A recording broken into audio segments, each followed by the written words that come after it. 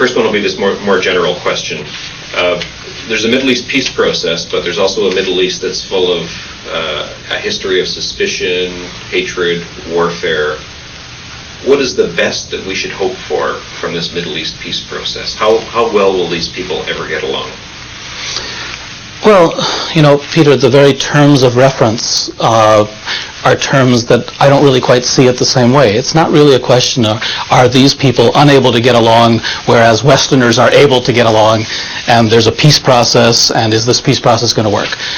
The Middle East has been subjected to a history of chicanery and duplicity, and one group has been set against the other, going back to the Ottoman period. And then in the aftermath of the Ottoman period, the Western powers came in. They called the 1919 conference the Paris Peace Conference. But in reality, the Paris Peace Conference was the peace to end all peace. They carved up the Middle East into artificial regimes. They played one group off against the other. One Western power played one country off against the other. And the fact that these conflicts exist is not because these people are genetically any different than us, not because they have conflict ingrained in them. It's because their social, political, and economic structures were set up in a way in the aftermath of the breakup of the Ottoman Empire so as to pursue these conflicts and force these conflicts. Now, the average American listening to this might say, what's this? Why would we want to do that? Why would the West want to have conflict and one group against the other? But the answer is not that obscure. The resources of the Middle East, what are the resources of the Middle East? The resources are black gold. Huge wealth that the industrial age needed. The British and the French knew this even before the Americans did. The competition over that wealth, the petrol companies, the intrigues of the 20s and 30s and 40s. So what you've got now is the aftermath of the setup of tribal regimes, family regimes, client regimes. Just about all of the regimes in the Middle East are undemocratic. Just about all of them are unpopular. And just about all of them owe their origins to British intelligence or later on to the American CIA. We just went through the peace signing between the Hashemite regime in Jordan and the Israelis.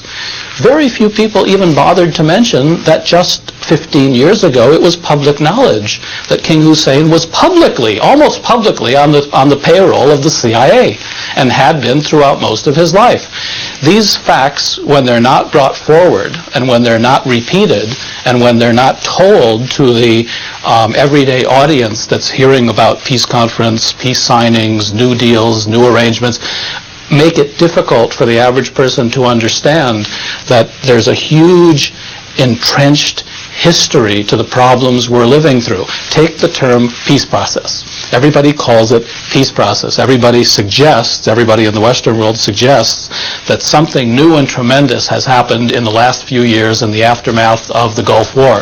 Well, that's not how I see it. I see the agreements that have been made as very much consistent with what American foreign policy in the Middle East has been since the end of World War II.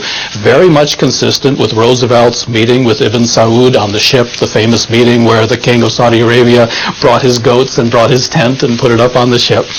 What was that meeting all about? It was to say, you ship us cheap oil, we protect you. We don't care about democracy. We don't care about human rights. We don't care about whether there's internal conflict and strife. All we care about is you must give our oil companies concessions so that our oil companies can pump oil in large quantities in cheap amounts. We then give you money and intelligence backing so that you stay in power because we want to be in control of the oil. That then led to a situation where year after year after year it wasn't just oil. It was regimes, it was economic arrangements, it was Boeing airplanes, it was petrodollars. Soon there was not only the wealth of oil, but there was the wealth of petrodollars, and we needed to control those dollars as well. And this is all independent of the Israeli Zionist issue. This would have been there even without the extra tension that was created by the creation of Israel. Well, we've heard a lot of these arguments before. We've heard arguments about ulterior motives for the outside world's interest in the Middle East.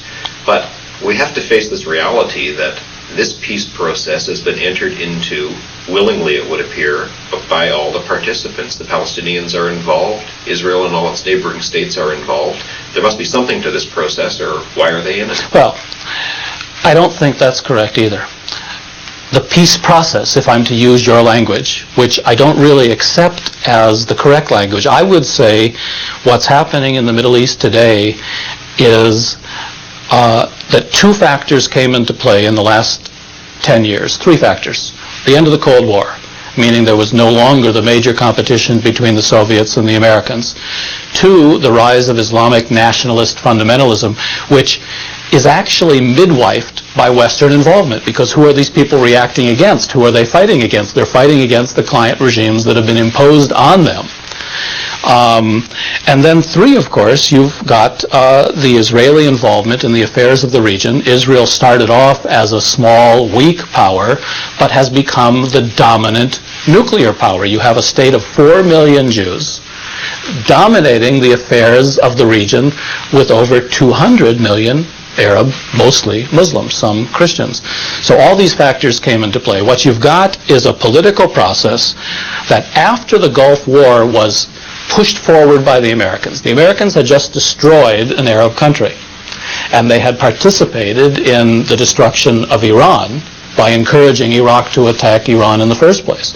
The Americans, I think, felt a desperate need for a public relations victory, that they be perceived not as an empire, but more as a good Samaritan. Now, imagery is very important in the Middle East, even more important than in the Western world. And that imagery of going to Madrid, creating a peace process, was very important, I think, to the Bush administration. Now, the Israelis had been in favor of this kind of thing all along. Shamir gave the impression that he was kicked and dragged and screaming and hollering. Shamir wanted, as all Israelis have wanted, to sit at a table with the Arab states and be accepted. It was a form of legitimacy even before there were any signed agreements. The Palestinians had been defeated. I mean, let's call it straight. There is no PLO anymore. The PLO was destroyed. It was destroyed by the Israelis, the Americans, and by Arab regimes that were afraid of it. And in the aftermath of the Gulf War, it was a good time to stop the funding, stop the pretense. Yasser Arafat hardly existed at that moment. He was literally bankrupt. He was a figurehead that had nowhere to go. His choices were either simply abdication and acknowledging his total defeat, or he did what many Arab leaders have done over the years. He allowed himself to become another client regime.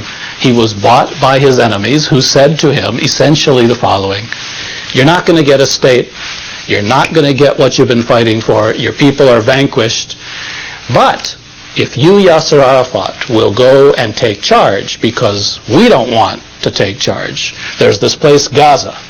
Million Palestinians living in poverty, turning into Hamas terrorists. We've had our fill of it. I've heard the Israelis since the 70s talk about the Gaza First option.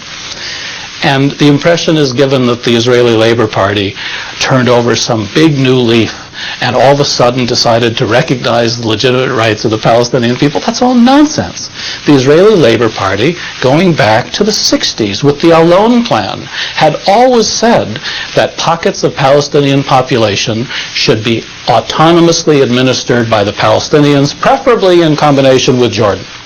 They insisted on what they called security rights, the right to settle. Basically, they've taken 72% of the land, most of the water resources. They've encased Jerusalem in an Israeli-Jewish concubine arrangement. So the PLO was gone. This wasn't something that was done willingly. This was more like Geronimo being told to hand over his gun and he won't be shot.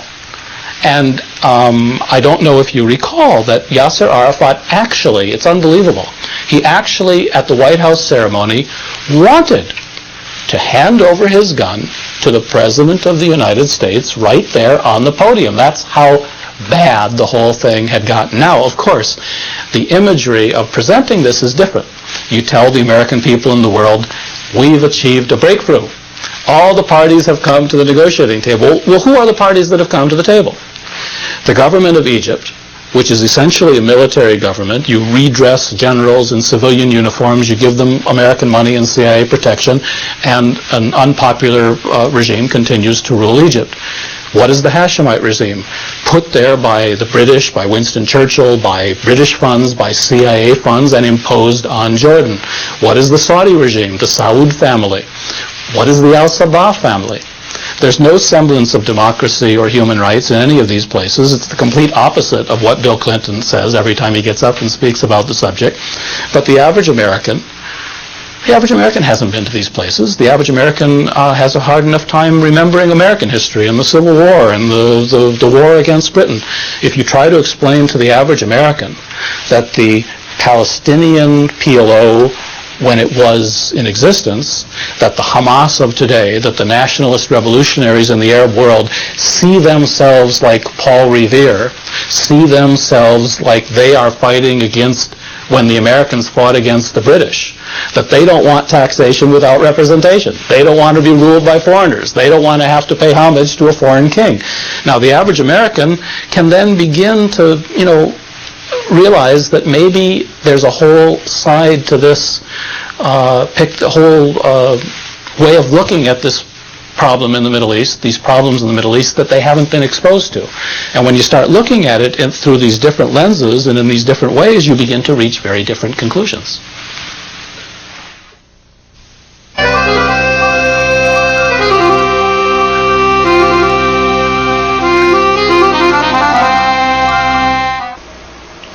And now, this week's quote of the week. This week, a rather unusual quote. Howard Kurtz from Newsweek and the Washington Post. Quote, "What the Windows Blitz reminds us above all is that we live in an ad-saturated culture in which the art of salesmanship has reached undreamed of heights. Anything, a corporate merger, a basketball shoe, a contract with America, can be packaged and peddled the way Rush Limbaugh sells that stuffed crust stuff from Pizza Hut.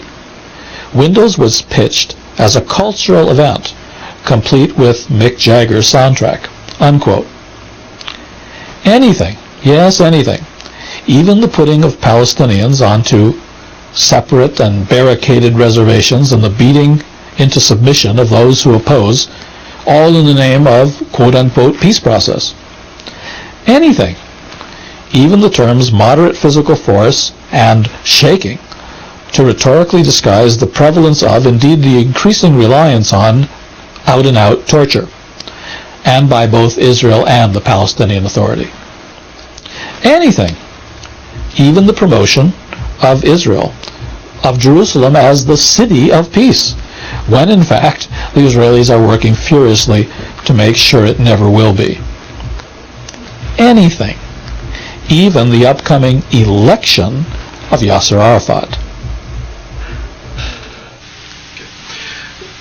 One of the things that many Americans would say they understand about the Middle East is that there's a threat there, something that worries them a lot. And this is the phenomenon that's understood in the Western press as Muslim fundamentalism. Tell me what you think are the consequences of what appears to be an increase in support for so-called Muslim fundamentalists, what they'll do to this peace process, as illegitimate and as ill-conceived as it might be, and how the people who are now supporting the fundamentalist leaders could be perhaps persuaded or inclined away from them. Well, I'm a secular person myself, and a Jewish person by background, origin, intellect, existential identity. I don't know too many fundamentalists on a personal level, but I've been to the region, as you well know, 150 times in the last 20 years, and I've met many of them in passing. I have always been quite impressed with their dignity, with their thoughtfulness, with their articulation of their grievances. If we stay away from theological issues where I don't happen to share, but then again, I don't share much with Jerry Falwell and the Christian fundamentalists in the United States either. So I don't find the Islamic fundamentalist movement frightening in itself. But on the other hand, I consider the fundamentalist movement to have been midwifed by American and European imperialism, if you want to use the old term. If you beat a people long enough, if you trick them enough times, if you have them enough times, if you, I use the word have because when I got to Cairo just a few weeks ago, upper-class Egyptian woman, very well educated, her first comment on the phone before inviting me over for caviar and champagne was to say, "We've all been had, haven't we, Mark?" They know they've been had. They know that their regimes have been imposed. They know that their governments have been infiltrated. They know that the West dominates their economy. They know it's easier to fly to New York and Washington and London than it is from one Arab capital to the next. They know that development in their region has been squashed because the petrodollars have gone to American and Western banks, not into investment and building up their own societies. Now, if you know these things, and you're a proud Arab and a proud Muslim, then you do the same thing that anybody does. You speak up. You fight. You demand your independence. You demand your rights. Now, for the West to be entering a conflict with Islamic fundamentalism at this time in history is terribly dangerous. It seems that the West desires an external enemy. Maybe it's the old Eisenhower military-industrial complex warning that the military-industrial complex feels a need to define an enemy because it wants the resources of our own societies to be put into building more planes, building more intelligence services, giving more money to the National Security Agency. Isn't it amazing that in the aftermath of the Cold War, when we fought the Soviet Empire, the major American national security institutions haven't been cut back very much. And in fact, Bill Clinton is arguing to increase the American defense budget. So Islamic fundamentalism, to me, is not a very dangerous or a very hard to understand movement. We've got Christian fundamentalism. Look at Jewish fundamentalism. Look at it this way. There's only one state in the Middle East that defines itself on a religious basis, and that, of course, Saudi Arabia is different, so maybe there's more than one state, but I was going to say that the Israelis in modern times brought the concept of religious nationalism to the Middle East and imposed it on the Middle East. Now, as a Jew who lost most of his ancestors in the Holocaust, I'm very aware why the Jewish people did that. And if I were alive and fighting at that time in history, I probably would have been helping Jewish refugees escape the ovens and the furnaces of Europe and found a country called Israel in a place called Palestine. I probably would have been doing that.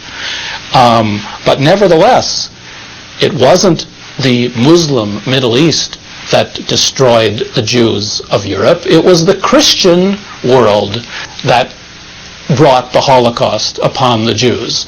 And when those refugees left on boats to found Israel on the soil of Palestine, everybody called it Palestine then, there was no secret that it was Arab Palestine, who wouldn't let them in? It was the Americans and the European governments that wouldn't let the ships land, and wouldn't let the refugees come, and forced those refugees onto the Arabs. Now, the fact that the Arabs then fought against the foreign invaders, if you will, who, by the way, had always told them they were never going to set up a Jewish state.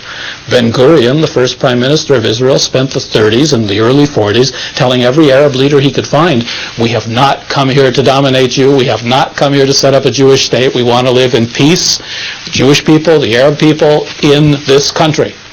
That changed after World War II. The same duplicity and treachery that the Labour Party imposed on the region at that time, saying one thing and working for another thing, is what's happening today.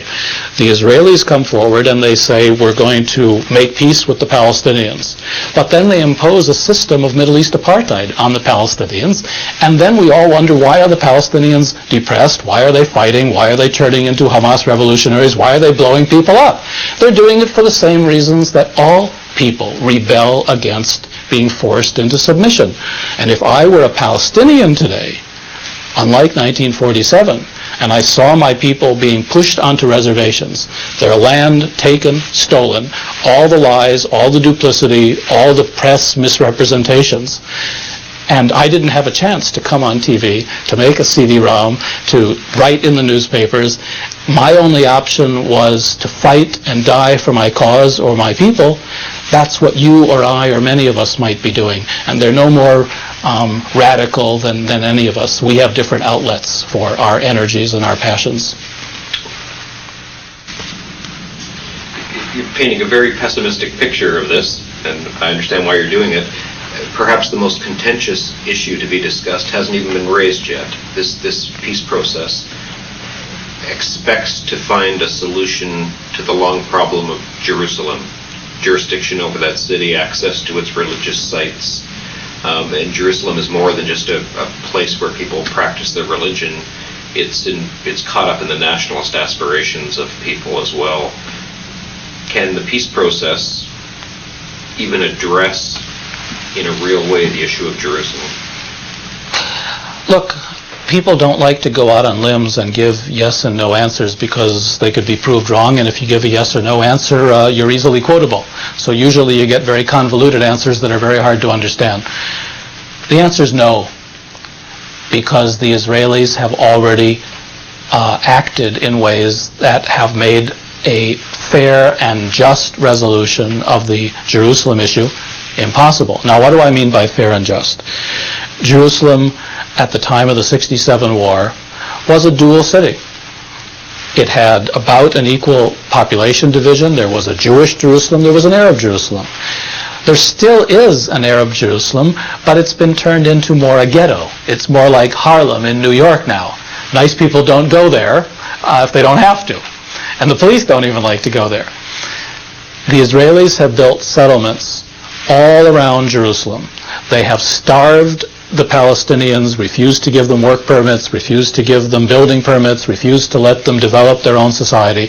After a generation of this, going back to the takeover in 67, Jerusalem today, from the south, from the Bethlehem area where you can see Gilo, to the Ramallah area where you can see the Jewish settlements coming at you, to Male Adonim on the way to Jericho and to Jordan.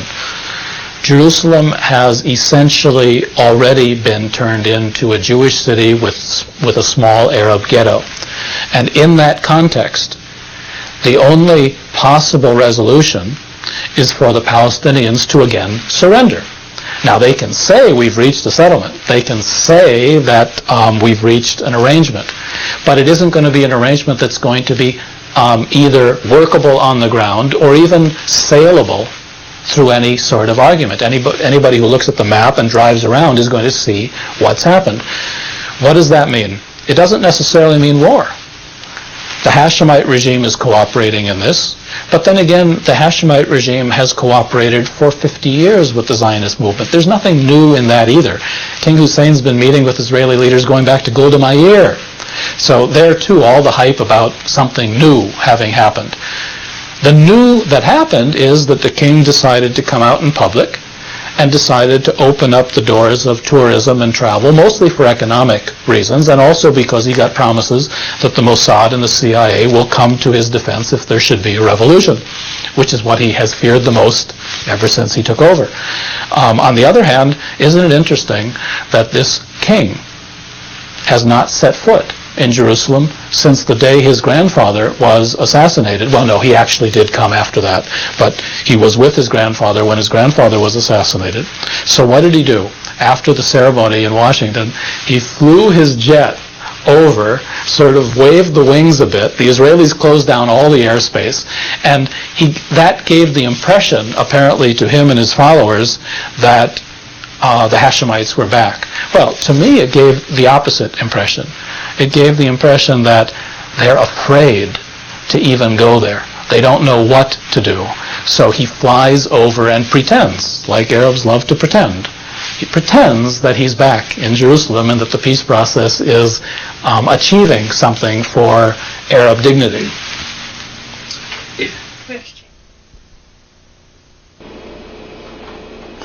I'm Mark Brzezinski, your host for this weekly program, Mideast Realities, and thank you for watching.